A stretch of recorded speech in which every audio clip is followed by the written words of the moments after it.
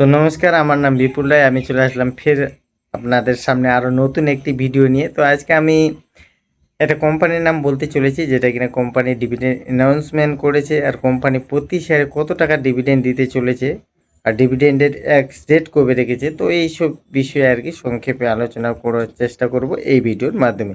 তো চলো ভিডিওটা শুরু করা যাক। তো কোম্পানিটার নাম হলো এলেন্টাস ব্যাগ ইন্ডিয়া লিমিটেড, আর কারেন্ট শেয়ার প্রাইস চলছে দেখতে পাচ্ছি 9,611 টাকা 30 পয়সা।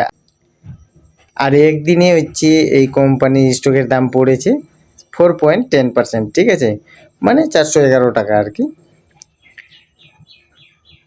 আর এর 52 উইক লো দেখতে পাচ্ছ 8,985 টাকা, আর 52 উইক হাই হচ্ছে 10,103 টাকা।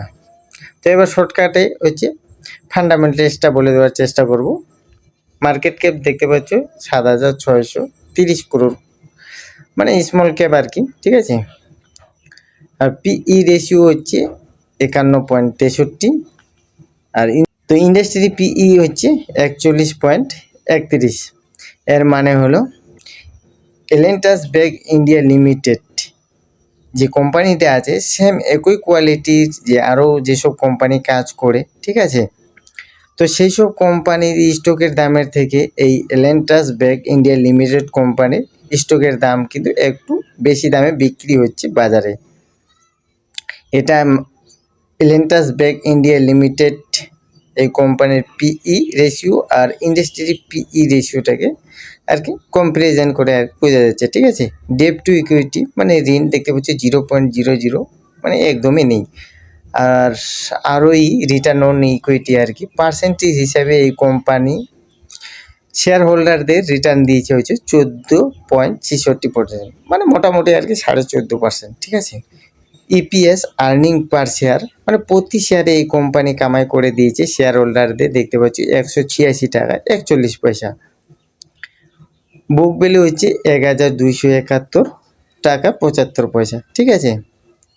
ফেস ভ্যালু হচ্ছে 10, মানে যে কোনো সময় এই কোম্পানি যদি ফেস ভ্যালু 1 করে তাহলে একটা শেয়ারের পরিবর্তে আপনারা 10টা শেয়ার পেয়ে যাবেন। তো এখন আমরা দেখে নেব যে কোম্পানি কত টাকা প্রতি শেয়ারে ডিভিডেন্ড দিতে চলেছে, আর ডিভিডেন্ডের এক্স ডেট কবে রেখেছে। তো দেখতে পাচ্ছ কোম্পানি দিতে চলেছে হচ্ছে 7 টাকা 50 পয়সা পার শেয়ার ডিভিডেন্ড, আর ডিভিডেন্ডের এক্স ডেট রেখেছে হচ্ছে 5ই মে 2026, রেকর্ড ডেট হচ্ছে 5ই মে 2026। তো আপনারা কেউ যদি এই কোম্পানির মধ্যে ইনভেস্টমেন্ট করতে চান তাহলে অবশ্যই কোম্পানির ব্যাপারে আগে ভালোভাবে জেনে নেবেন, যে কোম্পানি কী কী ব্যবসা করে, কোম্পানির রেভিনিউ কীরকম, কোম্পানির প্রফিট কীরকম। তো এইসব হচ্ছে একটু ভালোভাবে জেনে নেবেন, ঠিক আছে। না জেনে শুনে হচ্ছে কোথাও ইনভেস্টমেন্ট করা কিন্তু উচিত না।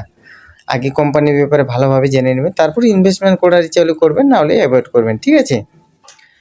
তো আজকের ইনফরমেশনটা এইটুকুই, আবার দেখাবে আরও নতুন একটি ভিডিওতে। আর আপনারা যদি এই ধরনের প্রতিদিন স্টক মার্কেট রিলেটেড ভিডিও পেতে চান তাহলে আমার চ্যানেলটাকে সাবস্ক্রাইব করে রাখতে পারেন।